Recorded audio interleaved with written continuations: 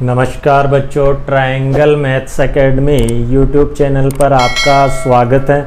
आज अपन पढ़ेंगे कक्षा 9th का चैप्टर 1 यानी अध्याय 1, जिसका नाम है संख्या पद्धति, यानी संख्याओं के बारे में जानकारी प्राप्त करेंगे। तो सबसे पहले अपन इस प्रश्नावली के बारे में जानकारी प्राप्त कर लेते हैं। भाई, इस प्रश्नावली के अंदर क्या क्या टॉपिक है, क्या क्या आएगा जो अपन को सीखना जरूरी है। तो अपन स्टार्ट करते हैं संख्या पद्धति। तो सबसे पहले अपन को आना चाहिए संख्या रेखा। संख्या रेखा क्या होती है, अपन छोटी क्लासों में भी पढ़ चुके हैं। संख्या रेखा होती है ऐसी लाइन जिसमें सभी संख्याएं लिखी हो, संख्या रेखा। इसको बोलेंगे बच्चों संख्या रेखा। तो संख्या रेखा देख लीजिए यहाँ पे, ये संख्या रेखा 0 से शुरू होती है और दोनों तरफ अनंत तक जाती है। इधर की साइड प्लस वाली संख्याएं आती है, ऐसे अनंत तक चलती रहेगी। 0, 1, 2, 3, 4, 5 ऐसे अनंत। और इधर -1, -2, -3, -4 ऐसे चलती रहेगी माइनस अनंत तक। तो वे सभी संख्याएं जो 0 से शुरू होकर दोनों तरफ चलेगी, उस लाइन को संख्या रेखा बोलते हैं। इधर की जो संख्याएं होती है वो धनात्मक संख्या कहलाती है, यानी कि पॉजिटिव नंबर उधर जाती जाएगी। और इधर वाली जो संख्याएं कहलाएगी वो कहलाएगी ऋणात्मक संख्या, यानी कि नेगेटिव नंबर। तो ऋणात्मक और धनात्मक संख्याएं अगर किसी लाइन में लिखी हुई है तो वो संख्या रेखा कहलाती है। अब आगे देखो, इसका अगला पॉइंट है प्राकृतिक संख्या। प्राकृतिक संख्या को अपन प्राकृत संख्या भी बोल सकते हैं, और इसको कैपिटल N से दर्शाया जाता है, यानी अंग्रेजी वर्णमाला के बड़े N से।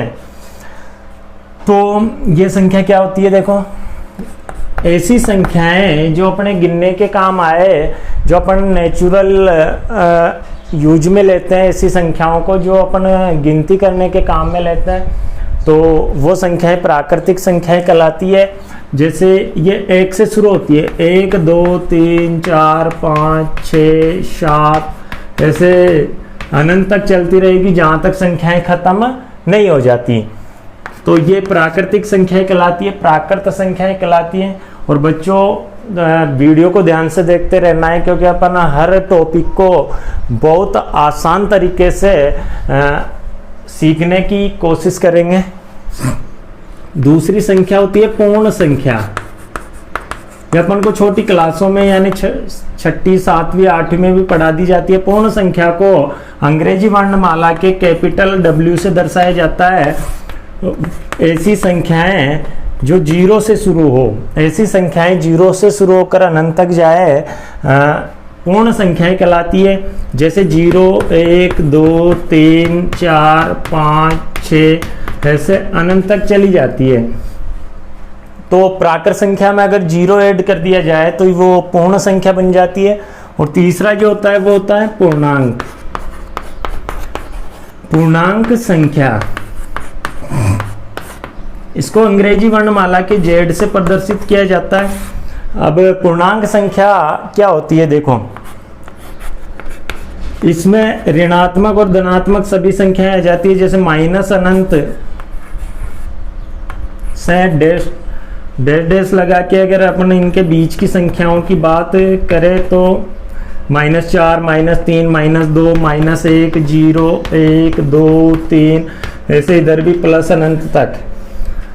तो वे सभी संख्याएं जो ऋणात्मक और धनात्मक होती है वो पूर्णांक संख्या के अंदर आती है, जिसको Z से दर्शाया जाता है। माइनस अनंत यानी ये डैश ये दर्शाता है कि इनके बीच के अंक अनंत तक के सभी अंक आते हैं इसमें, और इधर भी प्लस के भी सभी नंबर इसके अंदर आ जाते हैं। तो पूर्णांक संख्या कहलाती है। माइनस अनंत से शुरू होकर प्लस अनंत तक जाए वे सभी संख्याएं पूर्णांक संख्याएं कहलाती है। तो ये संख्याएं 3 प्रकार की हो गई जो इम्पोर्टेंट है। अब जो अपन इसमें पॉइंट पढ़ने वाले हैं इस प्रश्नावली में वो है परिमेय संख्या। परिमेय संख्या जिसको अंग्रेजी वर्णमाला के कैपिटल Q से दर्शाया जाता है। ऐसी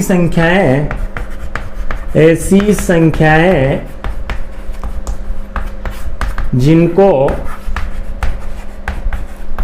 P/Q के रूप में लिखा जा सकता हो परिमेय संख्या कहलाती है। परिमेय संख्या कहलाती है। Q नॉट इक्वल टू 0 यानी Q का मान 0 नहीं होना चाहिए। तो ऐसी संख्याएं जिनको P/Q के रूप में लिखा जाए परिमेय संख्याएं कहलाती है। Q का मान 0 नहीं होना चाहिए यानी Q नॉट इक्वल टू 0, या नीचे वाली संख्या क्या नहीं होनी चाहिए, 0 नहीं होनी चाहिए। तो इसके उदाहरण देख लीजिए,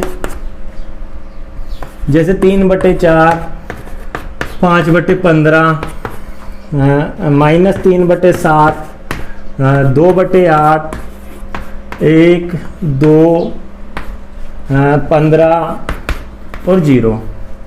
तो ऐसे बहुत सारी संख्याएं जिनको अपन P/Q के रूप में लिख सकते हैं। तो 3/4, 5/15, -3/7, 2/8, 1, 2, 15, 0। तो ये सभी संख्याएं परिमेय संख्याएं कहलाएगी। एक भी परिमेय संख्या है क्योंकि इसको भी P/Q के रूप में लिख सकते हैं, क्योंकि इसके नीचे 1 लगा सकते हैं और 1 सभी संख्याओं के नीचे लगाया जा सकता है। तो 0 के नीचे भी 1 लगा देंगे या ना भी लगाए तो इनको 0 ही बोलेंगे, तब भी ये परिमेय संख्या ही कहलाएगी। तो P/Q के रूप में लिखा जा सकता है इन सभी को, इस वजह से ये क्या है, परिमेय संख्या है। अब P का मान तो 0 हो सकता है लेकिन Q का मान 0 नहीं होना चाहिए, यानी नीचे 0 नहीं होना चाहिए। यानी क्योंकि किसी भी संख्या के नीचे अगर 0 होता है तो उसका मान होता है अनंत, उसका कोई हल नहीं निकलता। अब इसका अगला पॉइंट है अपरिमेय संख्या।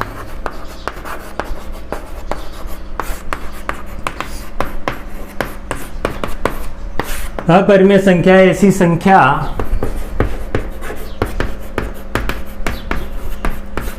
जिसको P/Q के रूप में नहीं लिखा जा सकता, अपरिमेय संख्या कहलाती है। ठीक है बच्चों, अपरिमेय संख्या कहलाती है। तो ऐसी संख्याएं जिसको P/Q के रूप में नहीं लिखा जा सकता हो अपरिमेय संख्याएं कहलाती है। इसके उदाहरण देख लीजिए। इसके अंदर वो सभी संख्याएं आ जाती है जो रूट के अंदर लिखी जाती है, यानी कि √2, √3, √5, √7 और एक संख्या होती है पाई, जो गणित में बहुत ज़्यादा काम आता है पाई। अब आप बोलोगे कि पाई का मान तो सर 22/7 होता है, तो 22/7 इसका लगभग मान होता है, एग्जिट मान है 22/7 नहीं होता, यानी कि ये अपरिमेय संख्या होती है। इसको बटाबटी में नहीं लिखा जा सकता, ये सवाल सोल्व करने के लिए लगभग मान लिया जाता है। ठीक है, तो वे सभी संख्याएं जो रूट के अंदर है अपरिमेय संख्याएं कहलाएगी, क्योंकि इनको P/Q के रूप में नहीं लिख सकते। अब देखो, आप बोलोगे भाई √1 को आप अपरिमेय क्यों नहीं बोल रहे? तो √1 अपरिमेय संख्या नहीं है क्योंकि इसका वर्गमूल क्या होता है 1, यानी इसका वर्गमूल यानी रूट हटाया जा सकता है इसके ऊपर से और इसका मान होगा 1। वर्गमूल पढ़े होंगे आपने, वर्ग और वर्गमूल।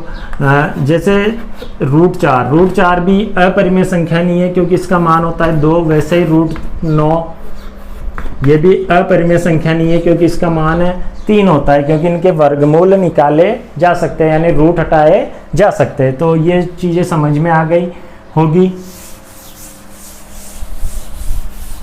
अब जो अगला पॉइंट है वो है वास्तविक संख्या। तो वास्तविक संख्या देख लीजिए,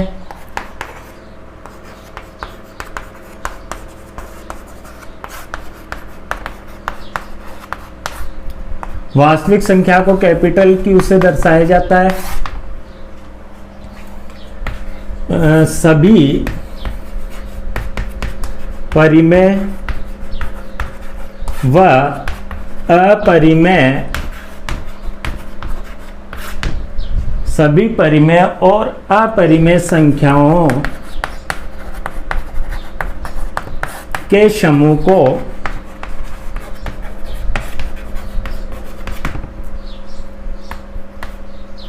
वास्तविक संख्या कहते हैं।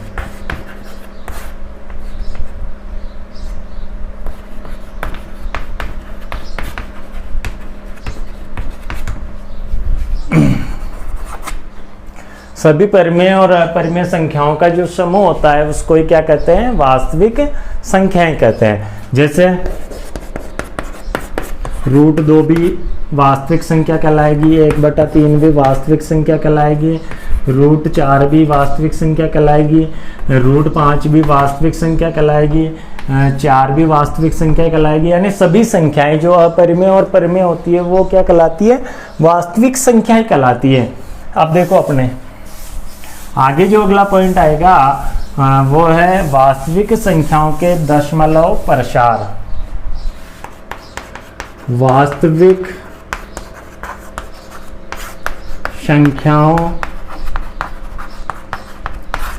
के दशमलव प्रसार। तो बच्चों ये एक इम्पोर्टेंट टॉपिक है इस प्रश्नावली का। वास्तविक संख्याओं के दशमलव प्रसार से अपन समझेंगे कि ये परिमेय है या अपरिमेय है। तो देखें ये दशमलव प्रसार 3 प्रकार के होते हैं। पहला है शांत दशमलव, शांत दशमलव प्रसार। दूसरा है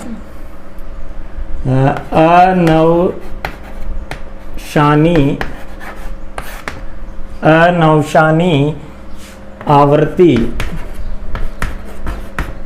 यानी इसका दूसरा नाम है अशांत आवृत्ति।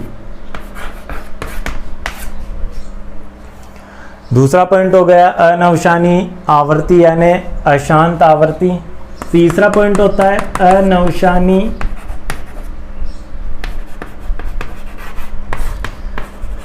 अनावृत्ति, इसका भी दूसरा नाम है अशांत अनावृत्ति। तो इन तीनों के 3 प्रकार के होते हैं दशमलव प्रसार। तीनों के बारे में अपन डिटेल से जानकारी प्राप्त करेंगे। अब शांत दशमलव अनवशानी आवृत्ति जिसको अशांत आवृत्ति भी बोलते हैं, अनवशानी अनावृत्ति जिसको अशांत अनावृत्ति भी बोलते हैं। तो पहला पॉइंट देख लो, शांत आवृत्ति।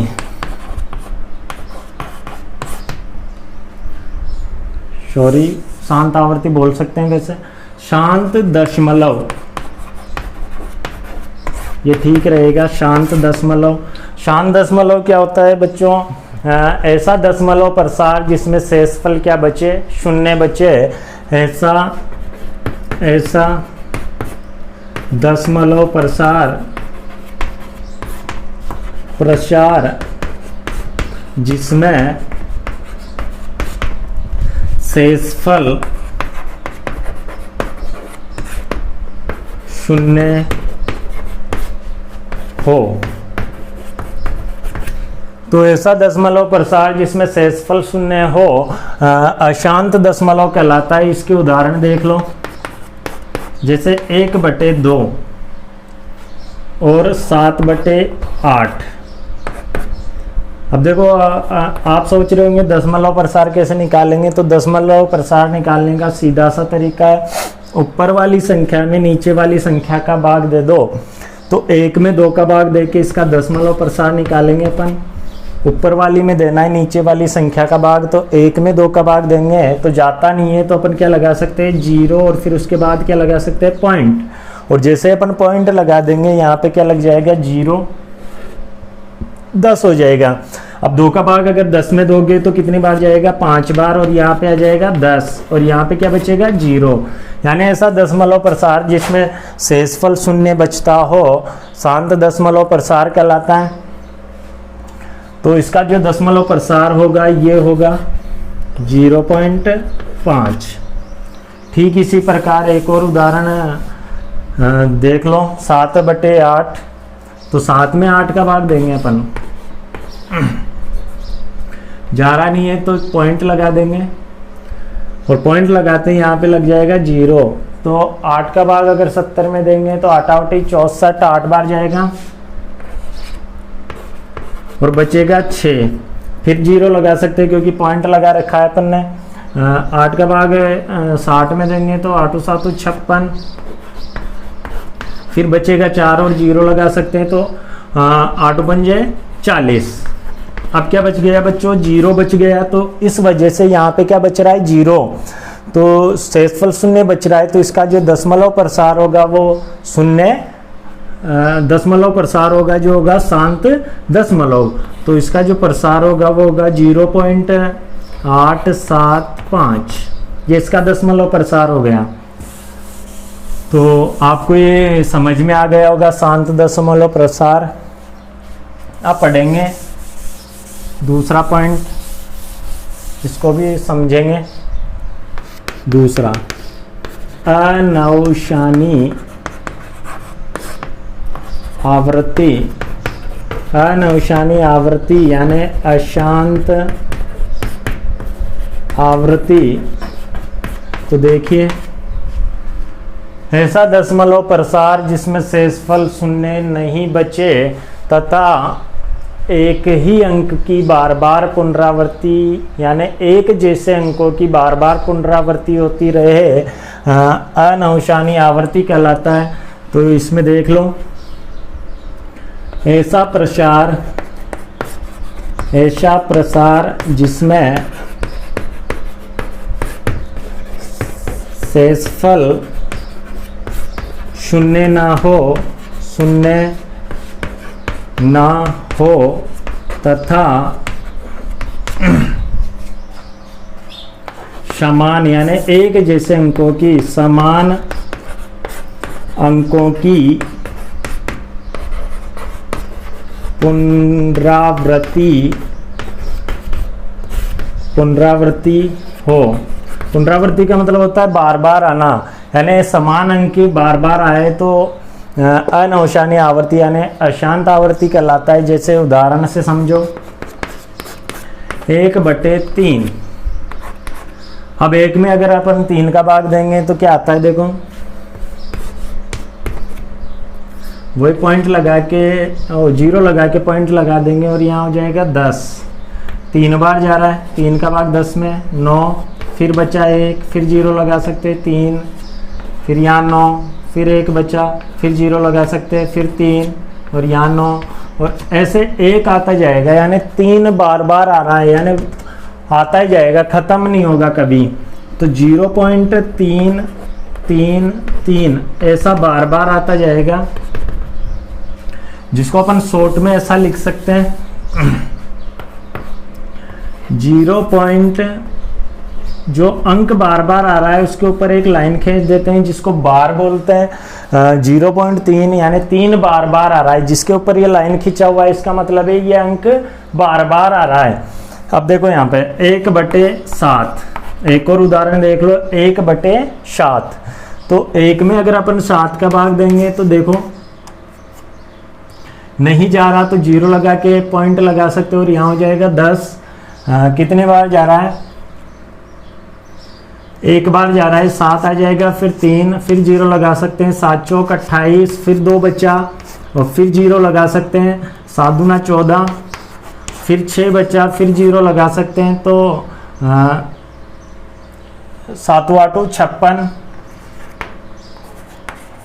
फिर 4 बचा, फिर 0 लगा सकते हैं, तो 7 पंजे 35, फिर 5 बचा, फिर 0 लगा सकते हैं, तो 7 7 49। अब जो बच्चों ये 1 बचा, वापस यहाँ भी 1 था और यहाँ पे भी क्या बचा 1, तो ऐसे ही अंक फिर दोबारा आएंगे। फिर ऐसे अंक तीसरी बार आएंगे, फिर ऐसे अंक चौथी बार आएंगे। इस वजह से ये अंक बार बार आते जाएंगे। तो इसका जो दशमलव प्रसार होगा वो इस तरह से होगा, जैसे 0.14, 28, 57, फिर 14, 28, 57 और ऐसे आते जाएंगे। तो इनको कैसे लिख सकते हैं अपन शॉर्ट में, 0.14, 28, 57 और ये 4 अंक, 6 अंक आ रहे हैं बार बार। तो इन पूरे 6 अंकों के ऊपर क्या लग जाएगा, बार लग जाएगा। इसका मतलब ये होता है कि ये सभी अंक बार बार आ रहे हैं। तो ऐसा जो दशमलव प्रसार होता है बच्चों, वो होता है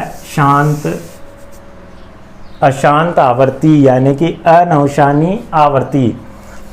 क्या कहलाएगा, अशांत आवर्ती यानी अनवशानी आवर्ती। ऐसा प्रसार जिसमें शेषफल शून्य नहीं बचता हो तथा समान अंकों की बार बार पुनरावृत्ति होती रहे, जैसे 3 और यहाँ पे 14, 28, 57, 14, 28, 57। अब इसमें तीसरा जो पॉइंट है वो समझेंगे। तीसरा जो पॉइंट है वो है अनवशानी अनावृत्ति, यानी कि इसका दूसरा नाम है अशांत अनावृत्ति। इसमें क्या होता है बच्चों, शेषफल शून्य नहीं बचता तथा अलग अलग अंकों की बार बार पुनरावृत्ति होती है, यानी अलग अलग अंक आते हैं, एक जैसे अंक नहीं आते।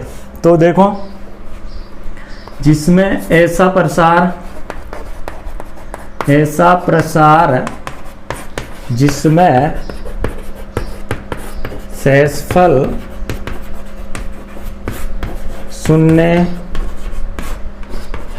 ना हो तथा समान तथा असमान अंकों की पुनरावृत्ति हो, यानी असमान अंक आए हो, अनवशानी अनावृत्ति या अशांत अनावृत्ति कहलाती है। इसके उदाहरण देख लो आप। √2, जो सभी जो रूट वाली संख्या है वो क्या कहलाएगी, अनवशानी अनावृत्ति कहलाएगी। पाई भी आता है इसके अंदर। तो अगर मैं इसका √2 को अगर खोलूंगा तो क्या आएगा, देखो 1.41, 42 ऐसे कुछ आता जाएगा, अलग अलग संख्याएं आती जाएगी। तो अपन आगे समझ लेंगे कैसे खोलते हैं इनको। तो ऐसे अलग अलग संख्याएं आती जाएगी, तो ये कहलाएगा अनवशानी अनावृत्ति। जैसे एक और उदाहरण देख लो, थोड़ा लंबा लिख देते हैं। 14, 28, 0.5, 6, 7, 8, 9, 2, 1 कुछ भी लिख सकते हो, ऐसे चलता ही रहेगा, यानी अलग अलग अंक आ रहे हैं यहाँ पे। तो ऐसा जो प्रसार होता है अनवशानी अनावृत्ति होता है। ठीक है। अब एक बात जो इम्पोर्टेंट है वो आप समझ लीजिए यहाँ पे। ये जो दोनों दशमलव प्रसार है ऊपर वाले, एक तो शांत दशमलव और एक अनवशानी आवर्ती, ये परिमेय संख्याएं होती है। ये कौन सी संख्याएं होती है, परिमेय संख्याएं। जबकि ये जो तीसरा दशमलव प्रसार है ये अपरिमेय संख्या होती है, अपरिमेय संख्या। तो ये बात समझने के लिए मैं थोड़ा एक बार दोबारा उदाहरणों को ले लेता हूँ। जैसे मैं 0.5 लिखूं, यह है शांत दशमलव, और दूसरा लिखूं 1.3, 0.333 ऐसा ही आ रहा था ना वो, अनवशानी आवर्ती। और तीसरा जो पॉइंट है वो कुछ भी ले लो, जैसे 10, 100, 1000, 10,000 ऐसे चलता रहेगा, यानी जीरो बढ़ते जाएंगे इनके। तो इसको अपन P/Q के रूप में लिख सकते हैं इन दोनों को। इस वजह से ये दोनों क्या है, परिमेय संख्या है। तो इसको P/Q के रूप में कैसे लिखेंगे, एक अंक छोड़ के पॉइंट लग रहा है तो 5/10 लिख सकते हैं। इसको क्या लिख सकते हैं, 5/10, और 5 और 10 को काटेंगे तो क्या आ जाएगा, 1/2। ठीक इसी प्रकार 0.333 को अपन इस प्रश्नावली में आगे पढ़ेंगे, तो इसकी कोई टेंशन लेने की आवश्यकता नहीं है। इसको भी अपन P/Q में यानी पी बटा क्यू में लिखने का प्रयास यानी अध्ययन करेंगे अपन। और ये जो संख्या है इसको कभी भी अपन पी बटा क्यू के रूप में नहीं लिख सकते, इस वजह से ये कौन सी संख्या हुई, अपरिमेय संख्या हुई। अब इसी प्रश्नावली के जो मोस्ट इम्पोर्टेंट जो अगले टॉपिक है वो है घातांक नियम, जो अपन को जानना बहुत जरूरी है। घातांक नियम, सबसे पहले ये बेसिक याद होना चाहिए तुम्हें कि घातांक क्या होते हैं, घात के अंक क्या होते हैं। ये होता है आधार और ये कहलाता है घातांक। जैसे कोई भी संख्या हो उसके ऊपर जो संख्या लिखी होती है वो घात कहलाती है। जैसे 2 की घात 5 यानी 2 की पावर 5, तो ये 2 तो इसका आधार हो जाएगा और ये इसका घातांक हो जाएगा यानी घात का अंक हो जाएगा। तो इसके कुछ नियम है जो अपन समझेंगे विथ उदाहरण यानी उदाहरण के साथ। तो पहला जो पॉइंट है वो है यदि आधार समान हो और संख्याएं आपस में गुणा में हो, तो आधार समान हो और संख्याएं आपस में गुणा में है तो घातें क्या हो जाती है, उनकी जुड़ जाती है। तो घातें आपस में क्या हो जाएगी, जुड़ जाएगी, ऐड हो जाएगी। तो देखो यहाँ पे आधार दोनों का समान है ए और इनकी घातें अलग अलग है, तो इनको अगर गुणा करेंगे तो क्या आएगा, ए की घात m प्लस n यानी घातें क्या हो जाएगी, जुड़ जाएगी। तो इसका उदाहरण देख लो एक, जैसे 2 की घात 3 इंटू 2 की घात 4, तो आधार सेम है 2, यहाँ पे भी 2 और घातें अलग अलग है, तो आधार तो ऐसा का ऐसा आएगा जैसा यहाँ पे लिखा हुआ है। तो आधार तो ऐसा का ऐसा आएगा, 3 और 4 क्या हो जाएगा, जुड़ जाएगा। 3 और 4 कितना हो जाएगा, 7। तो ये हो जाएगा 2 की घात 7 इसका आंसर।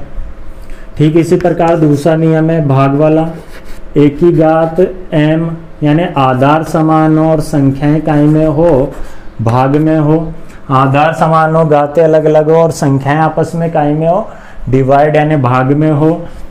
या फिर इनको ऐसे भी लिख सकते हैं बट्टा बट्टी में a की घात m बटा a की घात n। तो इनमें क्या होता है, घातें घट जाती है, घातें आपस में क्या हो जाती है, घट जाती है। तो इसका भी उदाहरण समझ लो, ये नियम है और ये इसका उदाहरण है। ठीक इसी प्रकार ये नियम है और ये अब मैं उदाहरण बता रहा हूँ। ये जैसे 2 की घात 5 भाग 2 की घात 3, तो आधार तो समान है और चिन्ह कहीं का लगा हुआ है भाग का, तो घातें आधार तो ऐसा का ऐसा आएगा, घातें कम हो जाएगी यानी 5 में से 3 गए तो कितना बचा, 2। ठीक इसी प्रकार अगर 3 इधर होता 5 इधर होता तो क्या हो जाता, -2। ठीक है। अब अगला जो पॉइंट है वो है अगर घात के ऊपर घात लग रही हो तो घातें आपस में क्या हो जाती है, गुणा हो जाती है। घात के ऊपर घात का मतलब है a की घात m और फिर उसके ऊपर भी क्या लग रहा हो, n लग रहा हो, तो घातें आपस में क्या हो जाती है, गुणा हो जाती है। तो इसका उदाहरण देख लो, जैसे 5 की घात लगी है 2 और फिर इसके ऊपर भी घात लग रही है 3, तो इसको कैसे हल करेंगे अपन। तो 5 ऐसा कैसा, आधार तो ऐसा कैसा आ जाएगा, घातें आपस में गुणा हो जाएगी, तो 3 दूना 6 यानी 5 की घात 6 इसका आंसर हो जाएगा। तो 1 2 3 नियम हो गए। चौथा जो नियम होता है इसका होता है यदि आधार अलग अलग हो और गुणा में हो, आधार अलग अलग हो और घातें सेम हो, आधार अलग अलग हो और घातें सेम हो, तो क्या होता है बच्चों, देखो a इंटू बी यानी आधार तो आपस में गुणा हो जाते हैं और घात का निकल जाती है, बाहर निकल जाती है। तो देखो यहाँ पे इसका उदाहरण, जैसे 2 की घात 6 और यहाँ पे 3 की घात भी कितनी है, 6, तो ये आधार तो आपस में क्या हो जाएंगे, गुणा हो जाएंगे, 3 दूना 6 और इनकी जो घात होगी वो कितनी लग जाएगी, 6 ऐसा की ऐसी। तो ये आधार दोनों आपस में क्या हो गए, गुणा हो गए, 2 तिया 6 और यहाँ घात जो लग रही है वो ऐसी की ऐसी यहाँ पे लग जाएगी। ठीक इसी प्रकार भाग में होता है a की घात m भाग b की घात m यानी आधार तो अलग अलग है, घातें सेम है और भाग के अंदर है। या इसको यूँ कहें कि a की घात m बटा b की घात m तो इसको क्या करेंगे, अपन को ए में बी का भाग लग जाएगा, यानी आधार तो आपस में डिवाइड हो जाएंगे और घात एक कहाँ निकल जाएगी, बाहर निकल जाएगी। तो इसका उदाहरण ले तो जैसे 6 की घात 3 बटे 2 की घात 3,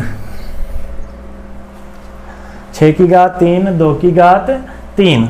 तो यहाँ पे आधार तो अलग अलग घातें सेम है, तो क्या होगा, आधार तो आपस में डिवाइड हो जाएंगे और घात कहाँ निकल जाएगी, बाहर। तो 6 में 2 का भाग देंगे तो 3 बचेगा और 3 के कितनी घात लग जाएगी, 3। और इसका जो चौथा नियम है वो है a की घात 0 बराबर 1, यानी किसी भी, a का मतलब है कोई सी भी संख्या, किसी भी संख्या की घात 0 हो तो उसका मान कितना होता है, 1 होता है बच्चों।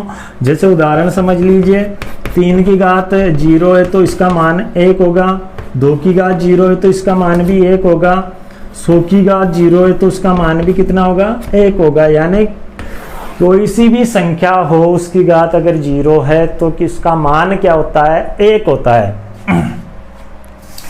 अब जो इसके अंदर समझेंगे अपन, एक और पॉइंट है लास्ट, वो समझ लो। दो परिमेय संख्याओं के बीच की संख्या निकालना कैसे निकालते हैं अपन, दो परिमेय संख्याओं के बीच की संख्या, या यूं कहें किसी भी दो संख्याओं के बीच की, किसी भी दो संख्याओं के बीच की संख्या कैसे निकाली जाती है।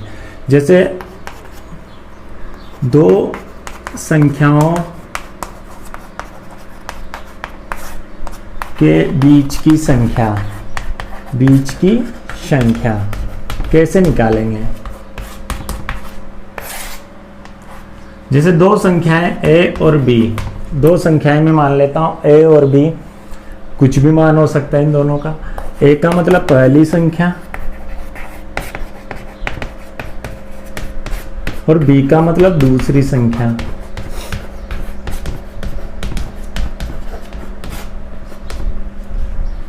तो इनके बीच की संख्या निकालने का सूत्र होता है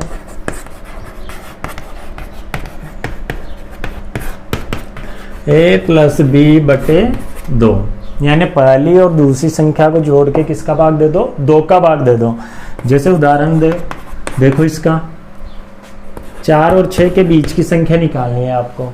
4 और 6 के बीच की संख्या निकालोगे तो 4 प्लस 6 बटा 2, यानी कि 4 और 6 कितने हो गए, 10 बटे 2 करेंगे तो कितना आ जाएगा, 5। तो इनके बीच की जो संख्या होगी वो क्या होगी, 5। ठीक इसी प्रकार बटा बटी में हो तो 1/3 व 1/2 के बीच की संख्या निकालना। तो 1/3 यानी a प्लस 1/2 यानी कि b, फिर बटा 2 अलग से लगाना पड़ेगा। तो इनको तो अपन ल से लेके करते हैं। तो 6 आ रहा है एलसीएम, 3 का देंगे 2 बार, 2 का 2, 2 का देंगे 3 बार, 3 का 3 बटा 2, तो ये जाएगा 5/6। और ये जो नीचे होता है ये उल्टा हो जाता है 2/1, इसको क्या लिखेंगे, 2/1। तो इसका जो मान आएगा वो आएगा 5 दूना 10 और 6 कम 6। तो ठीक है बच्चों, जो गए अपना पहली प्रश्नावली का बेस क्लियर, यानी इंट्रोडक्शन हो गया, परिचय हो गया।